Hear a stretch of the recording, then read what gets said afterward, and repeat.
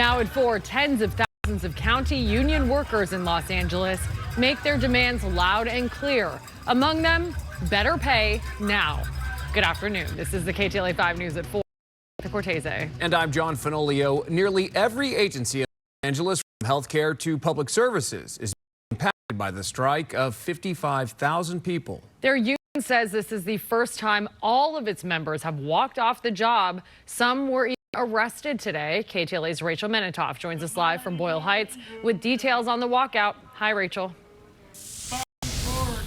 Hi, good afternoon. Thousands of county workers continue to stand their ground. They are demonstrating. You can see a smaller group right here behind us at General Medical Center. You can see this smaller group here. Some have told me that they do not fear arrest, that this civil disobedience all part of the process.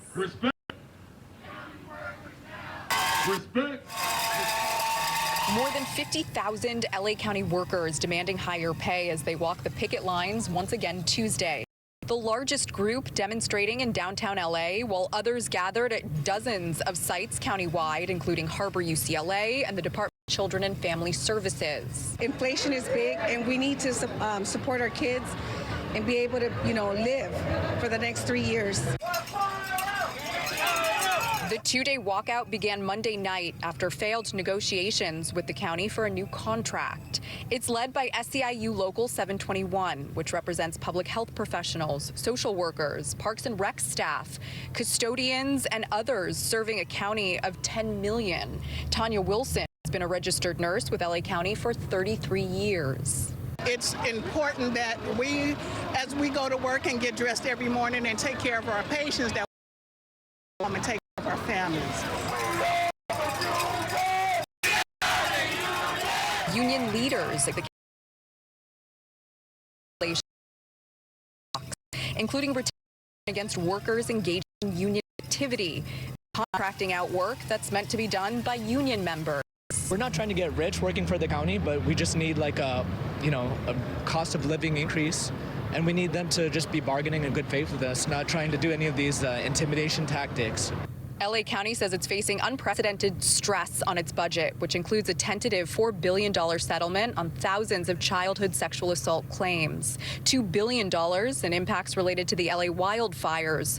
In a statement to KTLA, County spokesperson Elizabeth Marcelino says, "We're trying to strike a balance, fair compensation for workforce while sustaining services and avoiding layoffs in the midst of some of the worst financial challenges we have ever experienced."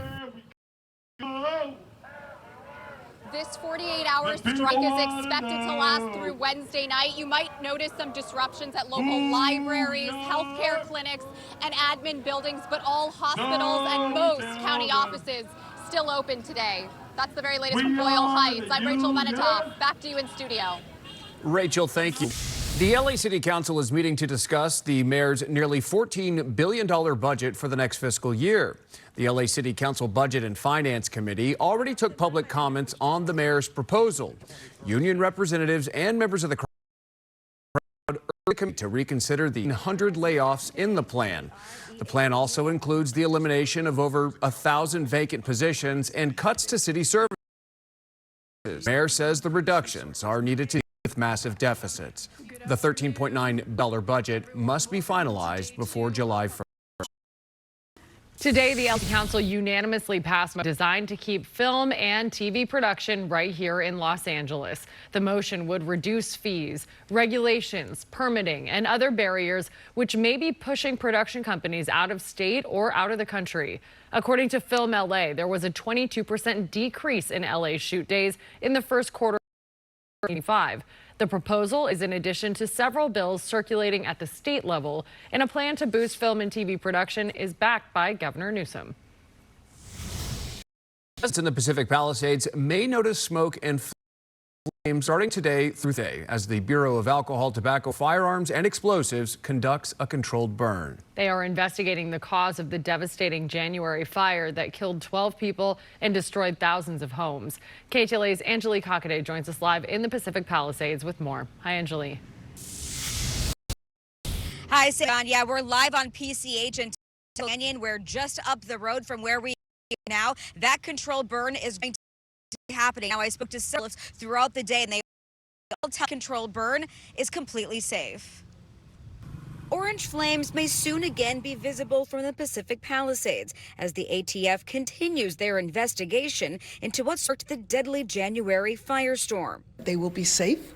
This is controlled. This is a part of the investigation that the ATF is doing. The controlled burn will be on Temescal Ridge Trail between Skull Rock and Green Peak and will take place over the next 3 nights. The area dotted with evidence ribbons when KTLA gained access to the area in the weeks after the fire. The mayor and community business leaders came together in downtown Los Angeles Tuesday morning to discuss fire recovery efforts. Some local leaders citing frustration over a lack of communication in the burned area. We don't have communication in regards to what created the fire and that investigation, which the silence is concerning. Since the ATF arrived on January 13th, there has been speculation that embers from a New Year's Eve fire believed to have been started by fireworks were reignited by the high winds on January 7th.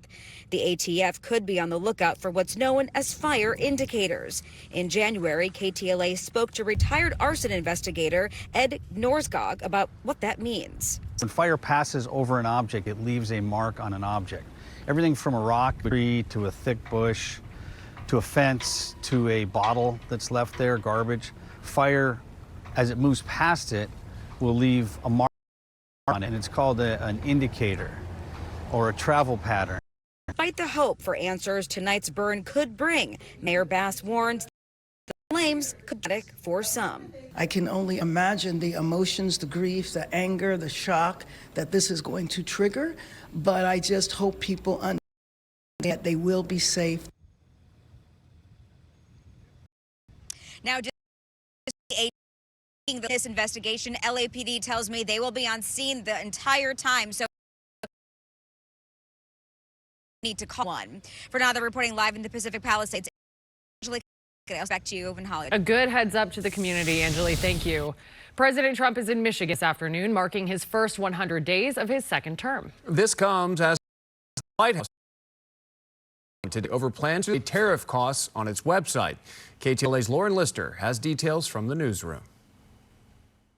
Hi there. The president working 100 days with a rally before supporters in Michigan, his largest political event since returning to the White House. Donald J. Trump. The president speaking to supporters north of Detroit. But before that, the economy would be certainly right up there, and I think it's doing great. Marking 100 days as one of his top accomplishments, touting his tariff and trade policy and heading to Michigan, where he appeared at an Air National Guard base that had a new mission, which represents $850 million in economic impact across the state of Michigan. But House press briefing focused on the economy. Officials pressed about the